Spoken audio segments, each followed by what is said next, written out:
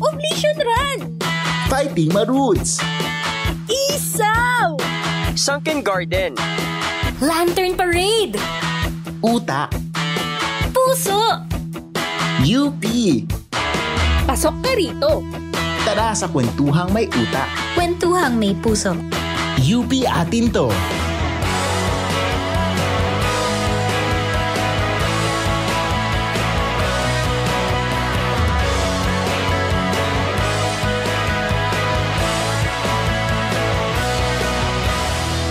Magandang araw mga kasali, ihain na po ang tanghalian at samahan kami sa isang makabuluhang kwentuhan tungkol sa panitikan, malikhaing isip at mga kwentong utak at puso dito lang sa UP atin to. Ako po si JJ Malate. Sali po kayo sa ating episode sa pamamagitan ng pagsagot sa ating Share Mo Yarn Question of the Day.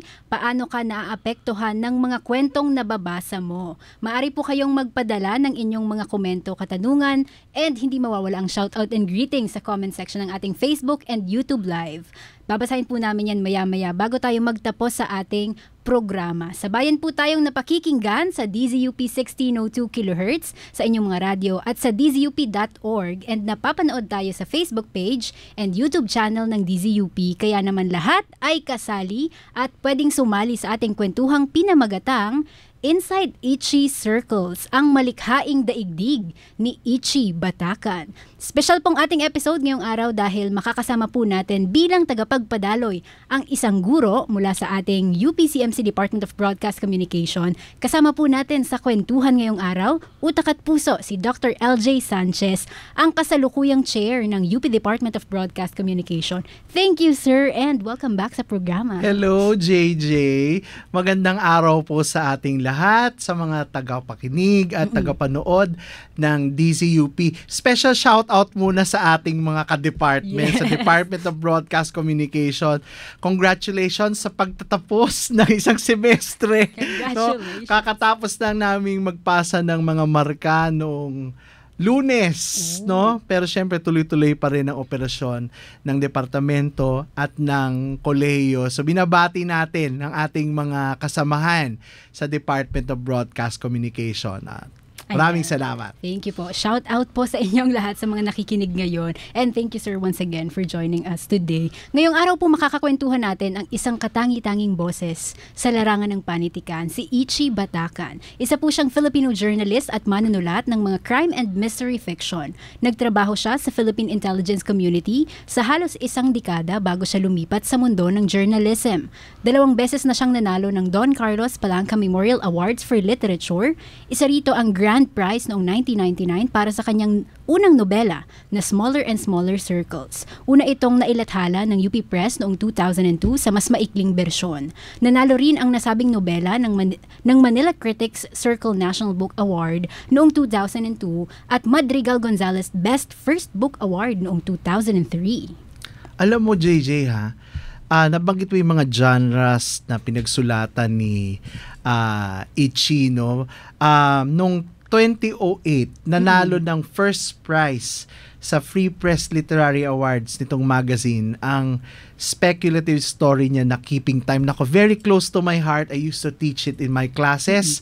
2013 naman, na-publish ang isa pang crime fiction story na ang pamagat ay Comforter of the Afflicted sa Manila Noir, na bahagi ng kilalang noir series ng Akashic Books na nakabase sa Brooklyn, New York. 2011 nang makasama si Ichi sa Books at Jacaranda LLP, at itong pangkat na ito ang tumulong na malathala muli, no, sa mas makapal na edisyon ang Smaller and Smaller Circles, no, at makilala ito bilang isa sa mga kapanapanabik na crime fiction noong taong iyon na pinablish ng Soho Press sa New York, no.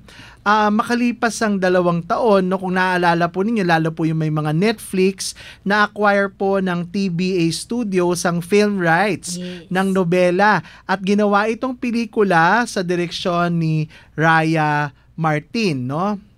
Noong 2024, nung buwan ng panitikan, Abril, no, pinarangalan ng Union ng mga Manunulat sa Pilipinas si Ichi ng Gawad Pambansang Alagad ni Balagtas para sa Kathang Ingles, no? Pero ngayon, no, kasama natin si Ichi dahil kalalabas lang noong Marso nung Soho Press din yung kanyang ikalawang libro ng mga short stories. Ang pamagat ay Accidents Happen. Papakita lang natin. Ito po yung libro, Accidents Happen. Nilabas po ito ng Soho Press, available sa mga tampok na bookstores natin nationwide. No? So magandang araw sa ating panauhing pandangal para sa episode na ito, si Binibining Ichi Batacan. Welcome home! Welcome home, ma'am. To CMC at welcome sa UP atin to. Maraming salamat, Louie, JJ. It's great to be back. Parang binibilang ko kung ilang taon na ako since nakabalik dito sa CMC. Is probably around mga 40 years na or Yes. Yeah, roughly around 40 years na. Pero ang dami ng pinagbago. Pero yung mismong main building at saka yung outline na naalala ko at saka layout na naalala ko, medyo nandun pa rin. Kaya maraming masasayang memories of hanging out at the lobby, dun sa hagdan sa harap, Opo. hanging out dun sa corridor sa may studios, and just being young and carefree, and being a UP student is really something to be proud of, something that will mold you, will parang make you the person that you eventually, it sets you on the road to the person that you eventually will become, di ba?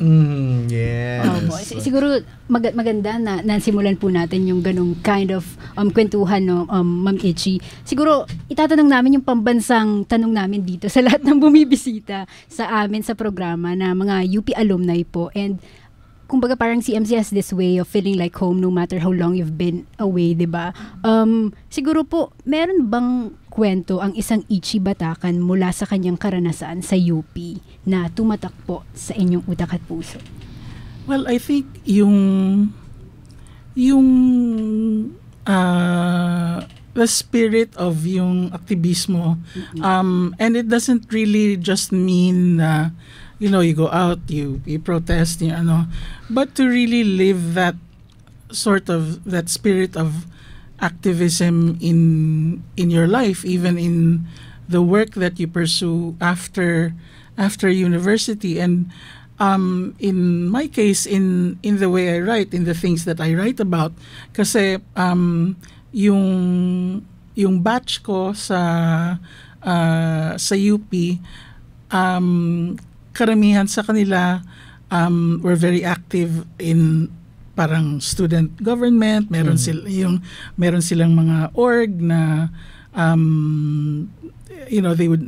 they joined orgs na very active in civics and social causes and all of that. So ako mismo, medyo personally, I was not much of a joiner. I was not hindi ako very sociable. Pero if there were things na, you want to join this or join ka, ganon. Tapos dala-dala mo yon. After you leave it. I think many students can identify with the na parang when you're looking for a job, when you're offered the job, when you're all of the consideration yan ng scholar ng bayan, yung makakatulong ba to? 'Di ba? Parang meron bang if I take on this job or this role, where does it fit in the bigger picture of society? So dala natin yan, karamihan sa atin sa UP, and I think that's the yun yung seed na itinatanim sa atin ng pagiging scholar ng bayan. And of course, the friendships that you make, the people who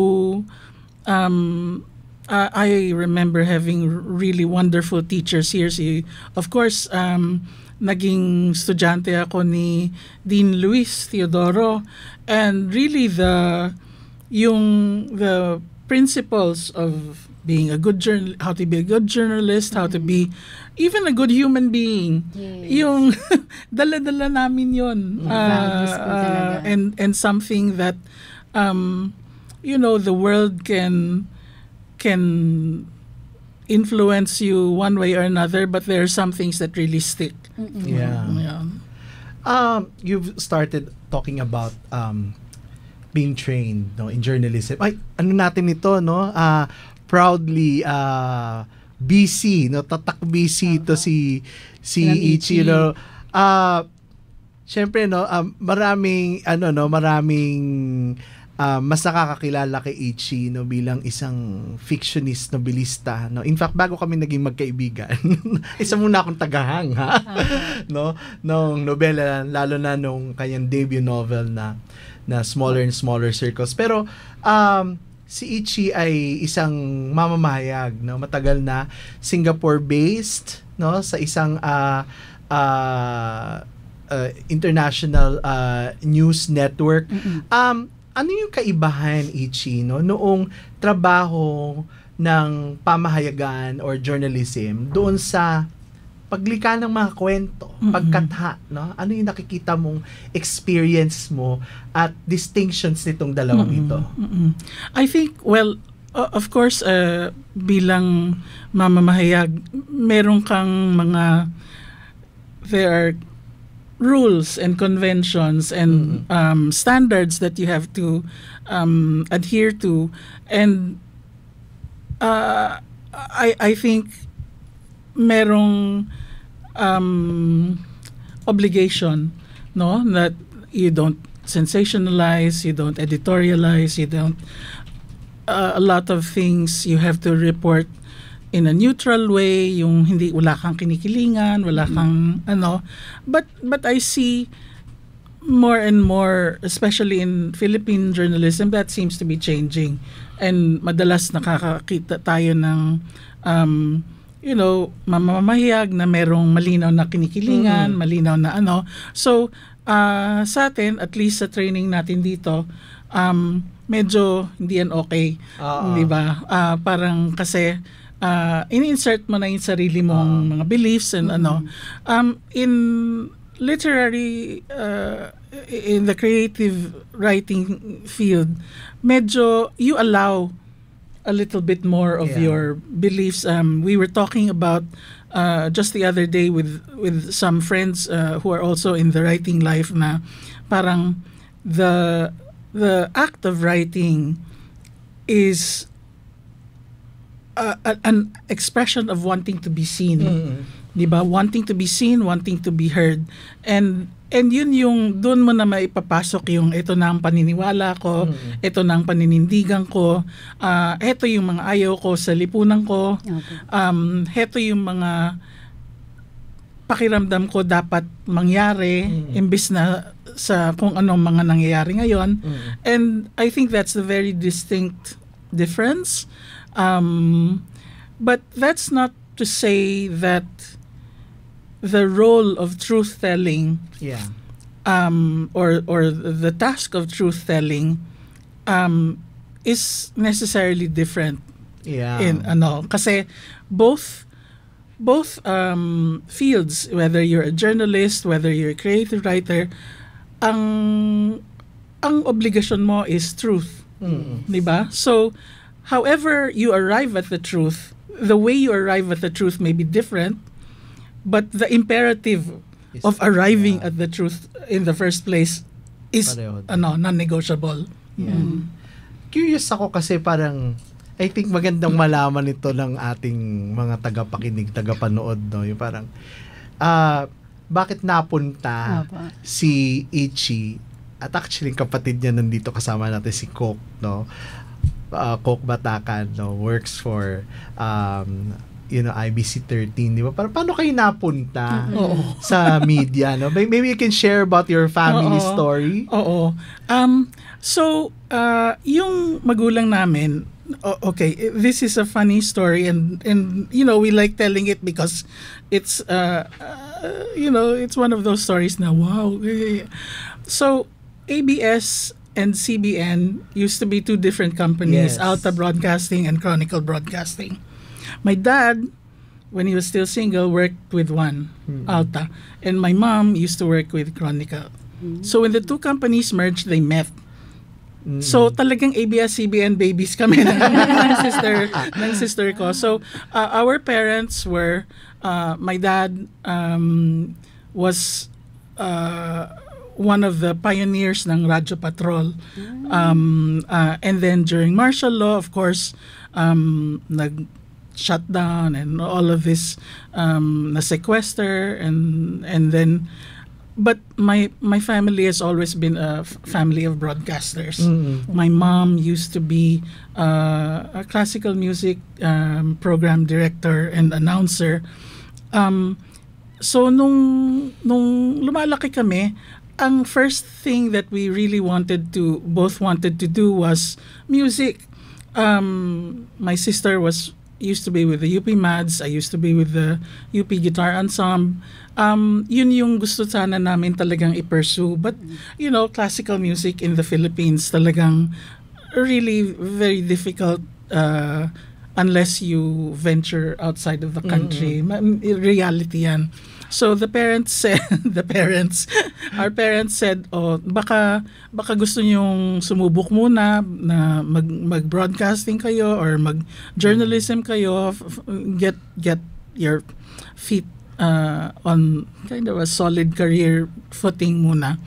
Tapos saka natin tingnan how you can So we ended up on this side of the road. Imbes sa kabilang, imbes sa Abelardo Hall, napunta sila sa Plaridel Hall. Oo. Diba? So, but very conveniently, tatawid lang kami for our music lessons with a stop at Manong Fishball. And diba, there used to be like a fishball stand just before you got to Abelardo. So, and that's basically how we got our feet in the profession. I after graduation, I didn't want to go into broadcasting because I was super shy. It seemed like the kind of profession that needed a little bit more of an expansive personality that I didn't have, and I wasn't very confident. Going out there being a journalist, parang hindi ko So, ang nangyari was I did several job interviews and I landed work in an intelligence agency, a government intelligence agency. So, we were doing research. So, almost 10 years yon before I decided na parang hindi na ako masaya dito. I was seeing a lot of corruption, a lot of the kind of mindset na yung ayaw nating lahat sa gobyerno. So sabi ko, sige, let's give this journalism thing a try. Opo. So that's how you ended up. Dati pa rin talaga, Ma'am Ichi, like student kayo, mahilig na kayong magsulat ng iba't ibang stories kahit anong genre pa man. Oo, a lot of it was very very juvenile na pagsusulat na parang nanood ka ng Star Wars, sige Star Wars pastiche tayo. Or a lot of the things that I watched and read growing up were crime fiction, thrillers, yung genre na ganon, because it was something that my family, my parents also loved. Tapos yung dati noon nung panahon namin yung wala pa yung hindi bawal yan sa mga bata, so my parents would really take us to watch these like thrillers and crime movies, and So yun yung nakagisnan ko na ano. So a lot of the early stories were all detectives and parang solving mysteries and that sort of thing na talaga. Opo. So kasi 'di ba sa iba po laging interesting sa isang manunulat kung paano sila napadpad sa isang genre. So sa case niyo po crime and mystery ang naging tatak because doon po sa mga stories na nabanggit. It was really parang something that the family enjoyed. Hindi kami masyadong ma-romance, ma-fantasy movies. Really we like watching as a family mga thrillers yon. Okay. So when I went through a period of unhappiness with my job in government, parang the most natural expression of that unhappiness and that dissatisfaction was to write crime. Yon. So, to write about a mindset. Opo. Yon. Ayan, ang gandahan ng mga nabanggit po Correct. ni Ma'am Ichi. Siguro magandang tunguhin na natin ngayon, Ma'am Ichi. Paano kayo nagtagpo nung kauna-unahang nobela na Smaller and Smaller Circles? Okay. So, yun yung time na nasa gobyerno pa ako, tapos talagang di na ako masaya sa mga nakikita ko. Pag uwi ko sa bahay nung gabing yon, so my mom said, "Oh, what's up?" No, and of course you can't really talk about the things you see and the things you do. So sabi ko, wala, pagod lang ako, Tapos said, "There's dinner waiting, and I'm not hungry." So hindi ako makatulog nung gabing yon. So that very very first chapter of Circles where they find the body, yun yung una kong sinulat. Tapos wala lang siya.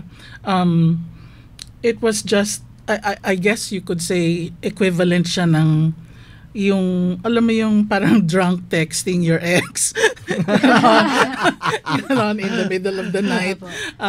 It was my version of parang, except that there's nobody on the other end of the line and I'm like, I'm so angry. Yun. And that's the first thing. And then it stayed because I think subconsciously that sense of rot, yung kabulukan, was something that I was trying to capture in that moment, that feeling of frustration and feeling of parang walang pag-asa, parang kabulukan, literally. Yon. Ang bigat po at lalim ng mga temang hinarap doon sa mga aklat. Oo, mabigat talaga yung mabigat nobela. talaga. Ang di ba po parang ang pagsusulat ng ganitong mabibigat na tema ay hindi lang mabigat para sa mambabasa kundi pati na rin doon sa mga manunulat po ninyo. Gusto kong i-follow up, Ma'am Ichi, paano mo personally pinoproseso yung emotional labor ng pagsusulat ng ganitong kabibigat na kwento? Ako sa akin, oddly enough, I think in some way, okay, my mind works in a very strange way. I like, for example, gusto kong nanonood ng mga zombie movies at saka mga horror movies, apocalyptic movies. In a strange way, I find them comforting. I find tapos then I go back over them in my mind and I find like, oh, if this were to happen to me, I would do this, this, and this. Yung parang nagsistrategize ako ng how to cope if that became reality. So in the same way that actually I find writing about darkness quite comforting. Wow. Oo, weird ano? Ako nagigets ko yan. Di ba? Kasi bilang mahilig din sa horror. Kasi mga favorite ko yung mga possession. I get that. Parang, when you were saying that, parang sabi ko, it totally makes sense to me. And I think this is what distinguishes Ichi's writing, no, among the writers in English, no, or even in Philippine literature, no, I think because she has this very peculiar sensibility of looking at darkness, no, at the rottenness. I love the word that she used, 'di ba? Yung kabulukan, 'di ba? Kasi mamaya meron tayong preview niyan no, noong nobela, no, yung kabulukan ng kabulukan ng payatas. Pero ito yung $1 million question, no, na palagi kong naririnig na kapag napapag-usapan yung smaller and smaller circles. Bakit nga ba mga Jesuita yung pinili ko? Bakit nga ba mga Jesuita? Bakit yung mga main characters mga Jesuits? If you look back at the history of Jesuits, there are a lot of scientists. Yeah. Di ba? There are astronomers, there are biologists, there are mathematicians who are Jesuits. At saka parang I wanted, I guess, maybe I'm wrong, but my from what I've read over decades, really, na medyo progresibo yung pananaw nila sa pananampalataya natin, for Catholics. And I wanted science to be both a man of, for science kasi there's no dichotomy between faith and science. Yeah. I think there is we're taught that these are two completely incompatible things. But for science, his pursuit of, for example, the things he does of science and is service to faith. Yeah. Parang ito yung hindi lang ako pumupunta sa simbahan para magdasal or para mag-say ng misa. Isinasa buhay ko. Ito yung like when I autopsy a dead child or I am lending my skills, my scientific skills in service of my faith. So for him hindi yan hiwalay. So yun na yung dahilan kung bakit I feel like there are probably other orders that have that same sort of scientific history, but I think the Jesuits are particularly strong. There's another thing that I'd like us to talk about, di ba? Parang I think I remember when this novel came out, no, parang one of the reactions was there was novelty in the story because there are little reports of serial killers in the Philippines. Diba? Parang do you remember that time when they were talking about that? No? Parang what were your thoughts about that? Part of my training in the agency where I used to work at was we had teachers who worked with Scotland Yard, mga London Metropolitan Police Service. And the way they talked about handling evidence, handling information, handling statistics, crime statistics, was very different from what I was seeing in my own agency and seeing across the board in other agencies that we worked with. So ang reality was that for many government agencies, law enforcement agencies, hindi nakaka-capture lahat ng information. Yeah. Not just information on the ground, but also information that you gather as evidence, hindi na nakokolekta ng mabuti, hindi na preserve, hindi na analyze ng mabuti. So, maraming possibility, malaki ang possibility na things fall through the cracks. Hindi natin alam. Because in order to establish a pattern, you need data. Very good. Very good insight. If you don't have the data, you can't establish the pattern. All you have is hearsay. All you have is anecdotal. Now, so that for me, as someone who was writing this book at the time, parang ganun pala, kailangan mo yung numbers, yung data, para makita mo yung pattern. Kasi if you're just saying, may pinatay sa Payatas, or may pinatay sa Sampaloc, gano'n. But if you're not putting them together, weaving these narratives and strands of information together, hindi mo makikita yung pattern. Yun. Opo. That's a very good discussion that we made po, Ma'am Ichi and Sir LJ. And isa sa mga exciting na nangyari sa aklat mo ay yung na-adapt po ito into film. Isa sa mga siguro pinaka-interesting na next chapters. At bibihira itong libro. nangyayari. Opo. Kwentuhan niyo kami, Ma'am, paano nagsimula yung proseso ng adaptation? And bilang ikaw mismo yung nagsulat ng libro, kumusta po yung naging involvement mo sa paggawa ng pelikula? Okay. So, ako kasi, and Louie knows this, I very rarely go out to promote the book. I'm not very visible, partly because I don't live here in the Philippines, tapos and also partly because of my nature nga na medyo tahimik lang akong tao. So, a lot of things happened to the book that happened independently of me.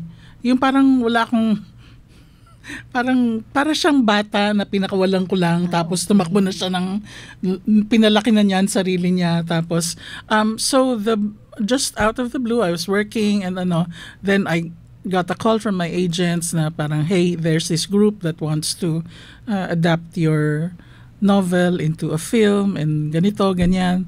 And the rights were with the publisher in New York, or the film rights had to be negotiated with the publisher in New York. So ako naman sabi, okay, sige. There were a few discussions that ako naman I'm not the sort of person na, you have to give me this amount or ganon.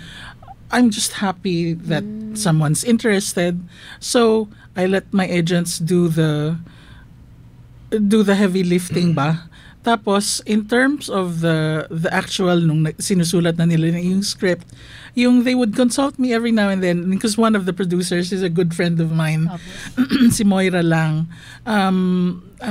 Minsan mag-Facebook sila, message na, Ichi, ganito, anong tingin mo sa ganito?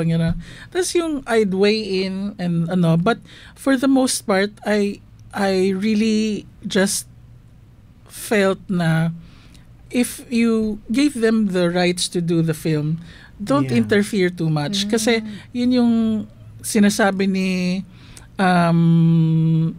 sino yung sumulat ng Tinker John Le Carre. Parang you can never, I'm paraphrasing, but he said something like, you can never expect a movie to be as faithful, a completely faithful reproduction of a book. Mahirap talaga.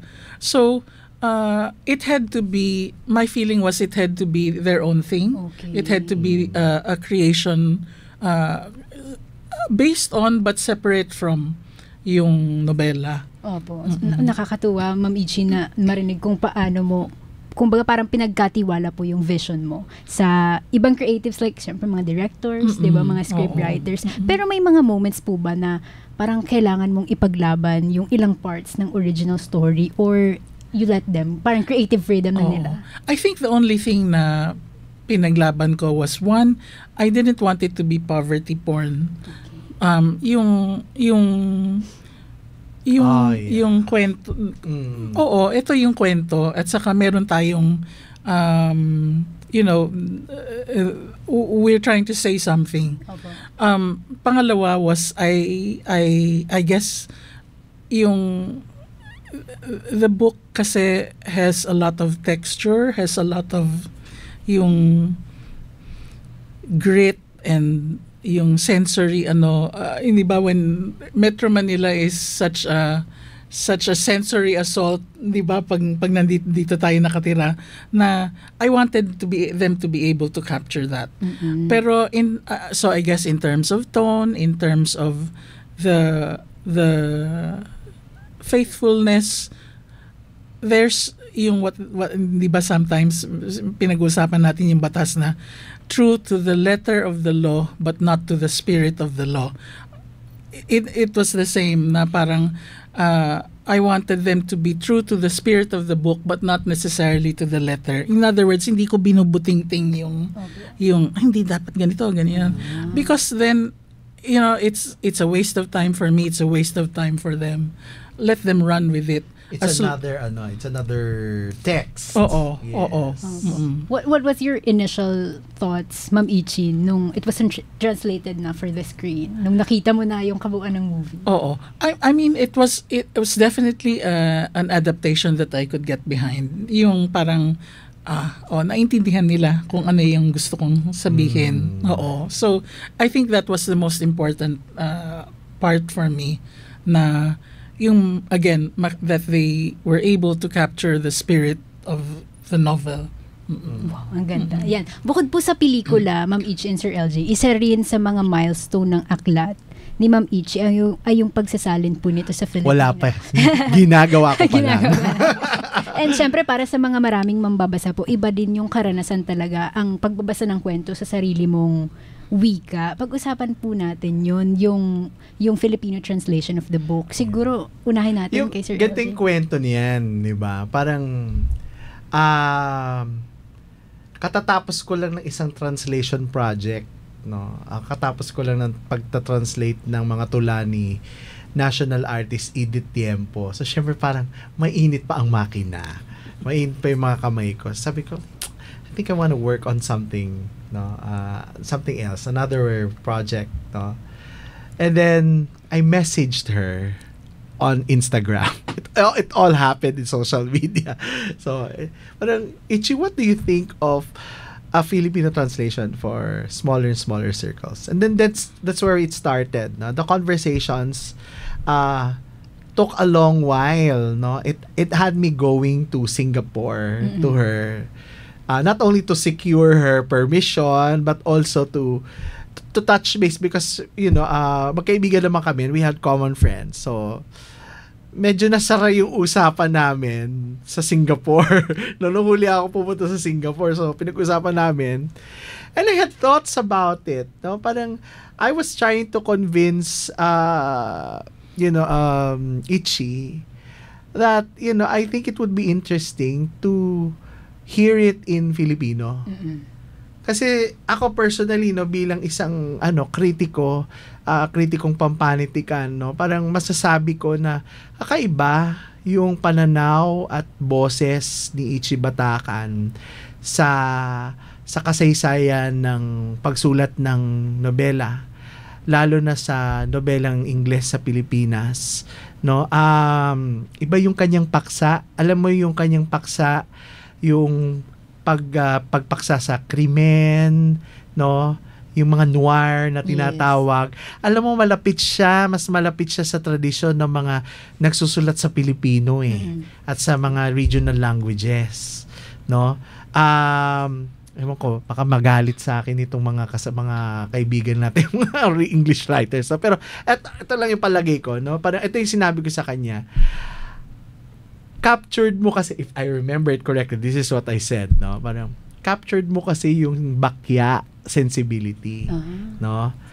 Yung siya parang nagsulat lang siya sa Ingles, pero ang sensibilidad niya ay Pilipino. Pinoy pa din. Hindi ba? Parang pag binasa mo yung binasa mo yung smaller and smaller circles, kahit yung ibang mga short stories niya dito sa Accidents Happen, no? iba yung ano niya, iba yung texture, 'di ba? Parang iba yung concerns, iba yung textures, 'di ba? Parang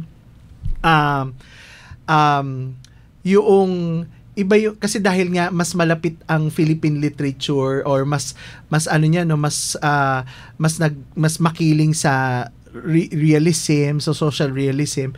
Ito talaga gritty realism, no, na tinatawag, no. At yun, sabi ko, alam mo, parang mas malapit yung tradition mo sa mga nagsusulat sa Pilipino kaysa doon sa mga nagsusulat sa Ingles. Iba yung kanilang sensibilidad, no, lalo na yung mga kasabayan ni Ichi na manunulat. At alam mo, napatunayan ko yun nung sinaling ko, nagsimula ako magsali ng smaller and smaller circles, no.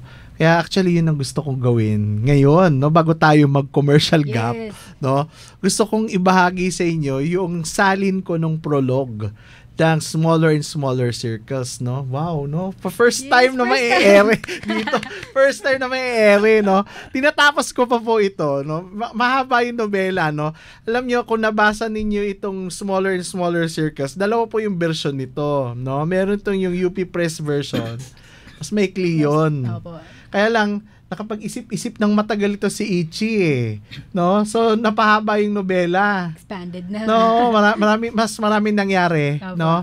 At yung mga pangyayaring yun, mas malapit do sa pelikula, no? Kasi yun ay pinagbatayan. Pero babasahin ko ngayon itong prologo, no? Ito yung unang-unang kabanata ng smaller and smaller circles, pero sa Pilipino. Makikita nyo, nung sinali sa Pilipino, napakadali. Kasi ang sensibilidad niya ay Pilipino. Pero bago tayo magpatuloy, Dr. LJ, trigger warning sa ating mga kasali, ang susunod po na bahagi ay maaring naglalaman ng sensitibong tema ng karahasan. Hinahabol ni Emil ang mga alaga niyang batang tambakan. Hapo sa tirik ng araw, niluluwagan ng kwelyo ng kanyang polo habang patuloy sa pagsunod. Pinagmamadali nila siya at mga tinig nila ay talagang nakakatulig. Malapit na po, Father Emil. Parito po dito, konti na lang. Lalong tumindi ang kanyang takot sa bawat hakbang. Naglalasang kalawang, maligasgas na parang dumi sa bibig. Masakit sa ilong ang simoy ng bunton ng basura sa buong lugar. Umulan, kagabi at ngayong sumikat ang araw, umaalingasaw ang tambakan. Naroroon ang nakasusukang singaw na marahang umaangat sa init, basang papel at kabulukan at dumi na naghahalo sa halukay ng baho sa paligid. Akala mo, sanay ka na noon taglang pari sa sarili, pero hindi, walang masasanay sa ganito. Sa wakas narating nila ang sulok na may 5 diametro kung saan nahawi na ang basura at naitambad ang ilalim na higit ng matagal na tabon ng basura. Yan po, turo ng mga bata. Medyo bibilisan ko ito. Kasi ang eksena, pinakikita ng mga bata kay Father Emil yung patay. Patay na bata. No? So, ginaganyan ng stick. No? Tawag dito, tinatanggal niya yung mga nakapatong. Hindi ba? So, bago pa man niya binalingan na tinuro ng yayat na hintuturo, naamoy na niya ito, isang panibagong pagkabulok sa sangkabulukang nakasaboy sa masamasamang hangin. May maliit, yayat at putlang kamay na nakasilip sa tabon ng basura. Diba? Panginoon ko, tahimik na wika niya. Inutusan niya mga bata, dali, hanap kayo ng mahabang patpat. 3 bata ang agad na lumapit at inalok ang kanilang patpat na panghalukay sa basura. Inabot niya ang isa at lumo sa paglapit sa kanilang natagpuan. Sisimula na sana niya ang pagsiyasat ng biglang sumigid sa matinding pagkabalisa, ang pangamba para sa mga batang kasama. Tumigil siya, tinunghan sila at pinakiusapang umalis. So, hindi umalis yung mga bata, sinamahan siya. So, he felt better kasi nga parang kinakabahan siya kasi alam niya patay, di ba? Pero at least hindi siya iniwan ng mga bata. So, lihim siyang nakahinga ng maluwag sa kanilang pananatili. Hindi na niya inulit ang pakiusap at binalikan ang kailangang kalkalin. Sige, heto na. Sinimulan niyang hugutin ang tumpok ng mga basura mula sa ilalim at marahang lalantad ang natabunan. Hindi pa niya ito tinitingnan, bagaman alam na niya kung ano ito. Hanggang sa matanggal niya ang kalakhan ng napaglibigan nitong basura. Nang matapos siya nalantad ang katawan ng isang bata. Lalaki, mga 8 hanggang 10 taon, hindi matiyak si Emil. Pero kahit 14 o 15 na, talagang maliliit ang mga bata sa tambakan dahil sa malnutrisyon at sakit. Nakasubsob ang mukha nito sa putik at hubot-hubad. Ang alingaw sa union, higit na lalong kumapal at lumakas sa nagkalat ng masagwang simoy. Nangaglipara ng mga langaw, makikinang, matataba at maiitim at dinumog ang katawan ng bata. Walang nakita si Emil na kahit anong marka o sugat sa likod o sa batok ng bata. Dahil bantulot na hawakan ng bangkay, isinilid niya ang isang dulo ng pangalkal sa ilalim ng katawan sa bandang dibdib at sinikap na patihayain ito. Halos mabali ng bangkay ang pangalkal. Naging kakatuwa ang katahimikan ng mga bata. Ang totoo, parang ang nanahimik ang mundo sa pananaw ni Emil. Humina't lumiit sa kanyang pandinig ang ingay ng kapitbahayan at sumagitsit at sagitsit mula sa highway. May napansing pangingislot ang pari sa katawan ng batang nakatihaya at agad niyang nabatid na binubulok na nga ito ng mga uod, ng laksang uod. Butas, ang totoo'y wakwak ang dibdib at sikmura nito. Tingnan mo, pag naging Pilipino, di ba? Matindi. Napansin ni Emil na wala itong puso. Tinanggalan ng lamang loob. Pagod din ang ari. Minasdan niya ang mukha nito. Ilang saglit pa ay natuklasan niyang wala itong muka. Parang binalatan at naiwan ng nakaluwa nitong mata at bahagi ng bugong may tira pang laman. Wow. Diba? Nung pinilipino ko, sabi ko, tama hinala ko. Diba? Parang, ito yung nobela na sinulat lang sa Ingles. Pero ang sensibilidad ay Pilipino. Opo.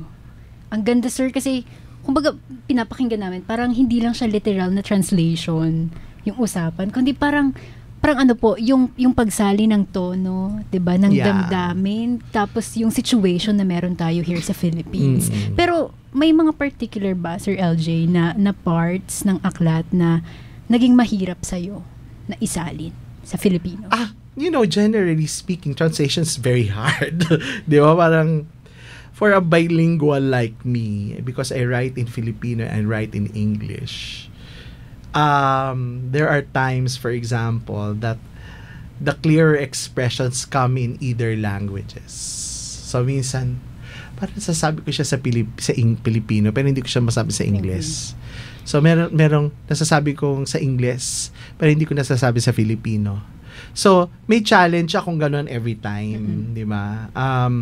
I think what helped me is that my training in poetry helps in trying to translate the sense and the idiom, di ba? So, mahalaga sa akin bilang tagasalin yung kaakmaan nung tayutay nung idioma, no, pagiging idiomatic nung expression. Diba? So, ang konsolasyon lang kasi, sabi ko nga, diba, yung hinala ko nung binabasa ko tong nobelang ito, sabi ko, alam mo, nasulat lang to sa English, incidental yung English. Diba? Parang ang ganda-ganda nitong nobela na to kapag nakasulat sa Filipino. At yun yung gusto kong i-achieve personally dun sa project ng pagsasalin nito sa Ingles.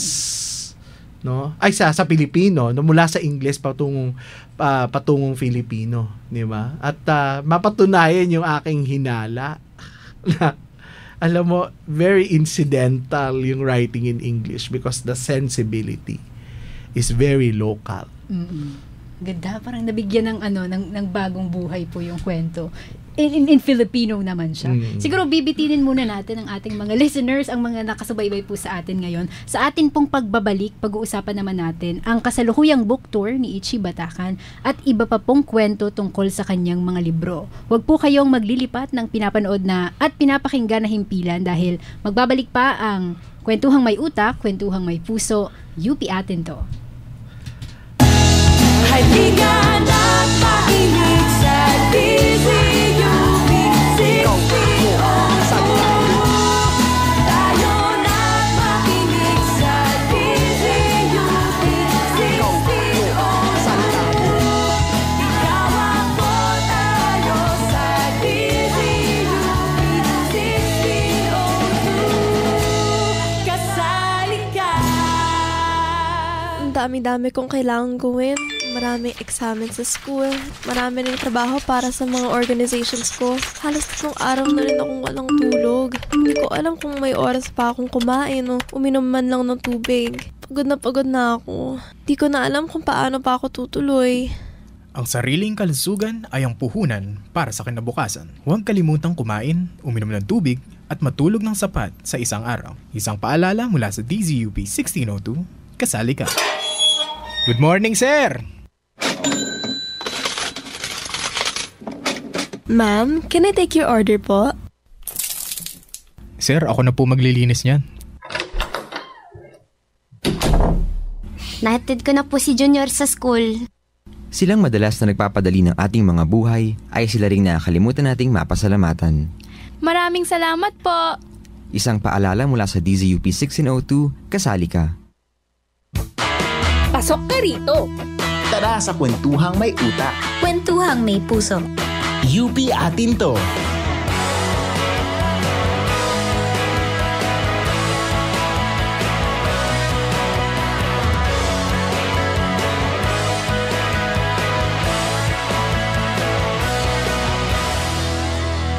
Nagbabalik po ang Kwentuhang May Utak, Kwentuhang May Puso, UP atin to. And kasama pa rin po natin sa ating kwentuhan si Ichi Batacan, a notable alumni from UPCMC, a Filipino journalist at kilalang manunulat. Bati ulit po kayo, Ma'am Ichi, sa ating mga listeners. Hello, maraming salamat sa pag-imbita sa akin sa programa ninyo. I'm very happy to be here. Maraming salamat po. And kasama pa rin po natin si Dr. LJ.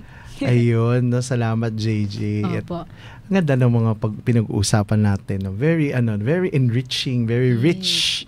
Oh? Ayan, tawid po tayo sa susunod dating discussion points. Kasi isa sa mga pinakamasayang bahagi ng journey siguro ng isang aklat ay yung makita po kung paano ito tinatanggap ng mga tao, hindi lang sa mga review, kundi sa mismong harapan. Di ba po? Kwentuhan nyo kami, Ma'am Ichi, tungkol sa current book tour mo. Kumusta po yung mga naging interaction mo with readers? May mga kwento bang tumatak sa'yo? Actually, so far, ito ang first stop ng book tour. Pakaswerte natin. Oo, kasi hindi pa nagsisimula yung parang public facing events. The first one na hindi ito is going to be in Baguio sa Mount Cloud bookshop. Kailan ito, Ichi? Sa Friday the 13th. No? O, di ba? Parang you know, it's a happy accident. But yung book tour also has some elements of parang merong mga workshop kasi I always feel that, you know, to understand a society, to understand a country, you have to read its crime fiction. Yeah. But that crime fiction has to be written. And yes. Hindi ba? Parang I want to be able to encourage young writers or aspiring writers na gamitin na behikulo yung crime fiction to bring you know, a deeper understanding of society and a deeper parang I guess not just understanding but parang to help us all reach for something better. Kasi yun yung sinasabi ng that crime fiction helps us to make sense of our world and to hopefully to aspire for something, aspire for justice, to aspire for a better world. Yun yung gusto ko sanang makita na hindi na dumami yung mga kasamahan ko na nagsusulat ng ganitong uri ng mga kwento, mga nobela, mga libro. So, yung book tour has in 2 or 3 stops, there's that component of hindi lang ako yung magsasalita. Gusto kong magkaroon ng merong someone pitching their own story, pitching their crime story. Sa Baguio, maganda kasi magkukwentuhan kami. So, I always believe in yung the setting of a story as a character. Kasi parang nagbibigay siya ng sarili niyang punto de vista na na hindi mo yung for me a story works if hindi yung pag transplant mo na sa ibang lugar, parang hindi na yun yung storya. Yun. So I thought nung nag-usap kami nung mga organizers na sa Mount Cloud na parang napakaganda, napakayaman na setting ng Baguio. Because it has a certain specificity of experience and setting and character and spirit of place na parang ang ganda sana na gawan ng crime fiction. So merong elemento na gano'n na yung magkukwentuhan kami na anong alam ninyo na crime na nangyari sa Baguio or pwede niyong i-fictionalize or even your own parang idea of a crime story set in Baguio. And then there are workshops that are not full workshops where they submit a complete story, but a pitch workshop na ito yung idea ko for a crime story, a piece of crime fiction. Tapos kasi pitching is an art. Yeah. Hindi siya, you don't just slap on a couple of sentences tapos ito na yung pitch ko. Ito, you have to say as much as possible with as little as possible, and then the yung most demanding part of it is that with what you say, you have to hook. Yung kailangan mong mabingwit yung taong pinipitch mo.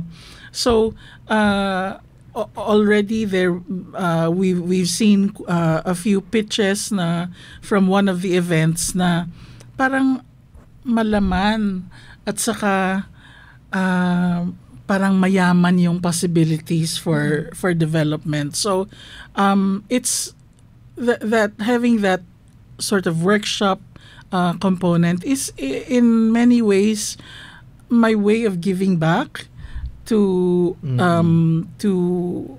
fans and readers who have really yung supported my work. Yung I've not really been kinikwento ko nga dun sa iba kong kaibigan na parang coming out party ko to kasi in many ways I've been absent from the literary scene physically because I don't live here, and I think I can count on the fingers of one hand yung major book events that I've participated in, and so in some ways this book tour is kind of like almost like an introduction, like where I can interact with the people who have been so supportive of my work and now of this new book.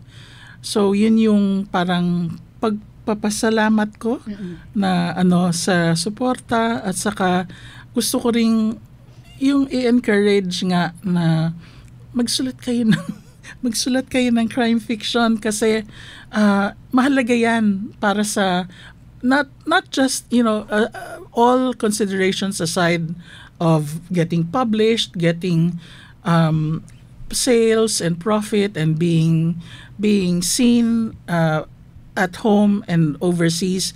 all considerations aside, kailangan natin yan para sa sarili natin, for to interrogate our own society. Opo. Ang ganda nung ibinahagi niyo, Ma'am Ichi. We also wanted to zoom out a bit kasi kung tutuusin, ang daming mayaman at makapangyarihang kwento mula sa atin sa Pilipinas, pero hindi po lahat umaabot sa global platforms. Yeah. As a Filipino writer, ma'am, who has gained international recognition, what do you think the global literary world might be missing when it comes to Filipino voices and stories? Mm-hmm. That's a really good question. I feel like, although meron ng, and I'm not an expert on this, I have to say, meron ng, there's been a direction towards more diversity of voices, more voices from the margins. Kulang pa. I think when you think about parang representation, there, just this morning I was reading yung situation about parang the US, for example, parang cutting back on diversity and inclusion and all that. Diba? Parang, tapos, you have, there was one, while I was scrolling through Instagram, there was a situation where parang the gay couple were just talking quietly and they were on vacation and talking quietly in the pool, and then suddenly there's this man who starts shouting at them and parang parang I don't want you here, I don't want you in front of my kids, and one commenter on that post said something like, and this is why we need more representation. What we see on the surface is just that it's parang tip of the iceberg pa lang. Wala pa tayo dun sa point where we are on an equal footing with say a mainstream Western writer. And kailangan nating magsulat pa. We have to continue writing our own stories, writing the stories that are true to who we are and true to, I guess, our lived experience and yun pa, hindi mo masasabing homogeneous yung lived experience ng mga Pilipino. There's no one way to be Filipino, there's no one way to love your country, or there's no one way to portray your country, just as there's no one Pinoy accent or no one Pinoy look. Diba? So, yun yung, I guess, within our own environment, our own society, is to amplify the diversity of voices even within home ground. And then, there will be some voices that will find their way out.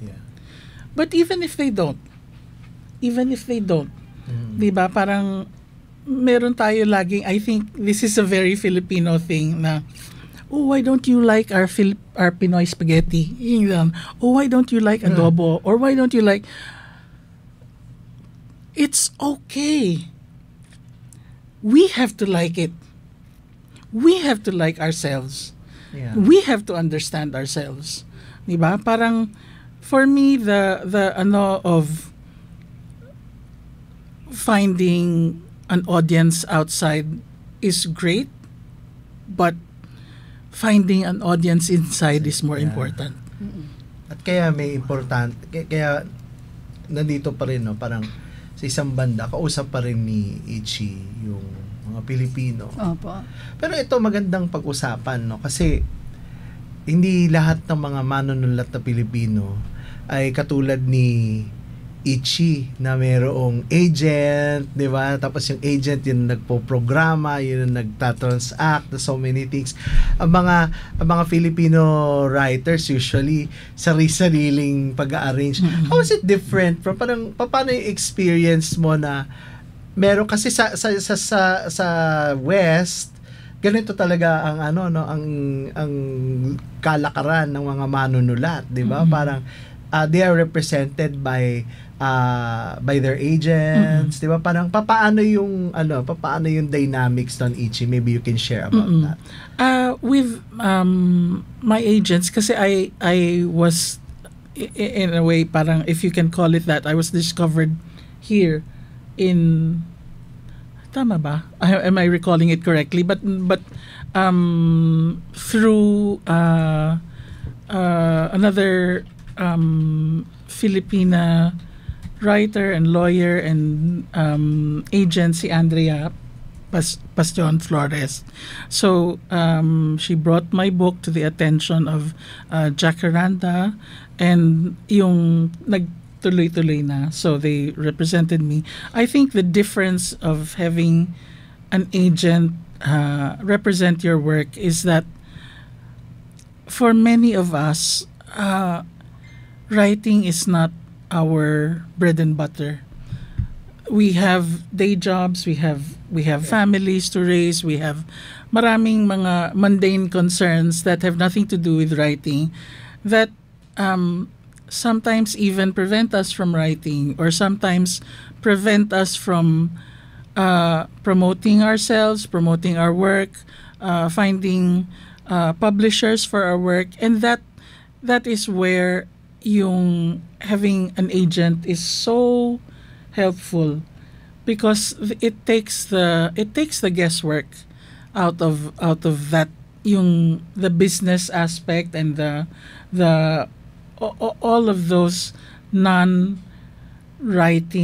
aspects, so that pretty much ang focus mo na lang is either magsulat ka or maghanda kang magsulat, or yung buhayin mo ang sarili mo para makapagsulat ka. Yun. Wow. Ang daming pulot po sa episode na ito, Ma'am Ichi. Siguro, itatanong namin ni Sir LJ, what's next for Ichi Patakan po? What comes ahead, ma'am? So, what's next? Siguro, I'll preface this by saying na merong konting urgency for me to write more, kasi matagal bago nasundan ng bagong libro, yung Smaller and Smaller Circles. Last year, tama ba? Tama. Last year, I was diagnosed with breast cancer. So, parang nahuli siya in the early stages. Pero, of course, once you've had it, or once you've been diagnosed with it, you suddenly have this invisible clock ticking in the back of your mind. So, parang meron akong I still have a lot I want to say. I have a lot that I want to write, and I have a lot that I want to leave behind for my son. So one of the things that I'm working on now is completely different. It's totally different. It's a cookbook. It's more of it's a food memoir of things, memories of my family and food, and bound up with I guess social observations and that. So I'm working on that. That's going to be something I want to leave behind for my son, so that he understands what his family was like, and all the love and the joy and the appetite bound up with food memories. The other thing I'm working on is another novel. I had been working on another novel previously, pero nung nangyari yung Duterte regime, sabi ko, parang hindi ito yung nobela na gusto kong ilabas sa susunod. So, I let it lie fallow for a long time. And then, recently, around the same time that I was struggling with cancer, merong dumating na idea sa akin na parang it was something na nanggaling sa headlines, nanggaling sa balita. So sabi ko, this is something na parang magandang i-explore. And so that's what I'm working on. It's a novel that explores parang espionage. It explores dealing with a crisis when you are at the point of personal crisis as well, and then female rage. So ayun, it's something that I think is timely in light of the headlines. And I'm not going to say what headlines muna because yung it's just premature at this point, pero yes, so I'm writing as a food book and a second novel. Exciting. Opo. Kaabang-abang. Bago siguro tayo magpatuloy, tunguhin muna natin, Sir LJ, yung sumagot sa ating Share Mo Yarn question of the day. Paano ka naaapektuhan ng mga kwentong nababasa mo? Mula ito kay Veng Sumalpong, ang lubos na naaapektuhan sa akin tuwing ako'y nagbabasa ay ang aking emosyon. Dahil dito nakabase kung anong mensahe ang dulot ng aking binabasang materyales. Nakakapagbigay ako ng opinyon sa mga bagay na ilalabas kong aking saloobin at naikukumpara ito sa totoong nangyayari sa buhay. Minsan ay nagdudulot ng maganda, minsan naman ay hindi. Kung ito'y walang magandang dulot, itinitigil ito at binabaling ang atensyon sa ibang bagay. Naapektuhan rin ito ang mga persepsyon ko sa buhay. Dito ay nakakakuha ng ideya sa kung anong maaring gawin na lubos na makakatulong sa akin. Ito naman ay mula kay Cha Doctor. It sometimes and somehow affects how you view things. Some stories help you broaden your understanding of why things have to happen. Stories convey various emotions too. Maaring hindi ka kinikilig sa ibang tao pero sa kwento o istorya ng iba, kinikilig ka. Ito naman ay panghulig mula kay Alex Dayap. It influences our decision making and gives us a different outlook in life. Pero parang hindi naman sila masyado kikiligin dito sa ating mga paksang paksang nobela, no? So trigger warning, no? Pasintabi, no? Pero inaanyayahan pa rin namin kayo syempre, no? Bilhin, no? Katangkilik itong mga librong ito. Pero yung mga binasa natin kanina medyo gruesome, no? Pero ganun talaga ang crime fiction, I guess, no? Parang nakakatuwa lang na marinig kay Ichi kanina, no? Yung kanya mga plano, espionage. Pop talaga ito eh. Tama talaga ako eh. Para papang sensibility niya, no? Parang hindi ito yung karaniwang mga English writer dito sa Pilipinas na iba yung mga concerns nito, ibang genre, popular fiction ito, no? Ito yung mga madalas na marami nito sa Pilipino, no? Yung mga lumabas na mga kwento sa Liwayway nung araw, puro ganito yung mga kwento, yung mga comics. Diba? So, yun yung kanyang sensibilidad, no? Pero siguro, no, bago tayo maghiwa-hiwalay, no, meron ka bang mensahe, Ichi, para sa iyong mga mambabasa, no, sa iyong mga taga-sunod? Sabi ko nga sa anak mo, marami kang fans dito sa Pilipinas, di ba? Parang kanina lang, ang dami, sa department lang ang dami nagpa-fangirl, nagpa-fanboy. No? Any message? Siguro ang lagi kong sinasabi, alam niyo yung part dun sa Avengers na si Bruce Banner, si Hulk, sinasabi niya, you gotta get angry, Doc. Tas sabi, my secret is that I'm always angry. As a writer, I'm always angry. And if I feel like you're not really engaging with the world pag hindi ka galit, pag wala kang mahanap na ikagagalit sa isang araw. Because there, hindi ba, parang mag-scroll ka lang sa Facebook feed mo or sa balita or whatever, ang dami mong ikagagalit. And the challenge really is how to channel that anger. And for me, as a writer, gusto kong magalit ka rin. Di ba? Bilang mambabasa, gusto kong I want to rope you into that the anger that I feel, because anger is what changes things, what changes society. Nobody ever changed anything from just being passive. Yeah. Parang, and even if that anger prompts you to achieve only one small thing or one step towards a goal, that anger will have been worth it. So yun ang sinabi ko dun sa isang interview na when the book first came out, na para ko kayong inimbita sa masarap na kainan, tapos now you're stuck at this horrible, awful party with me. But that's really, I want my stories usually are about parang finding the anger and using it. Okay. On that note, maraming salamat po sa ating naging panauhin, isang natatanging alumna ng UPCMC, premyadong journalist at kilalang manunulat na patuloy na nagbibigay tinig sa mga kwentong may lalim at saysay, Itchy Badakan. Thank you very much, ma'am. Maraming salamat. And syempre, taus-pusong pasasalamat din po sa ating co-host ngayong episode, si Dr. LJ Sanchez.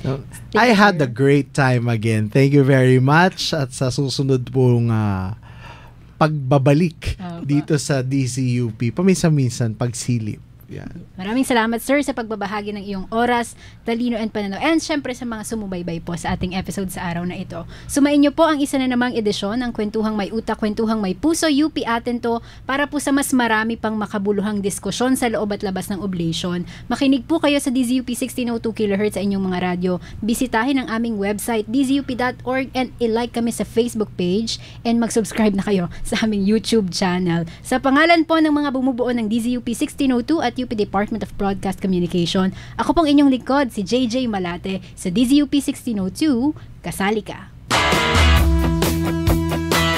Kwentuhang May Utak, Kwentuhang May Puso. UP Atin to. Lunes hanggang Biyernes sa DZUP 1602, kasali ka.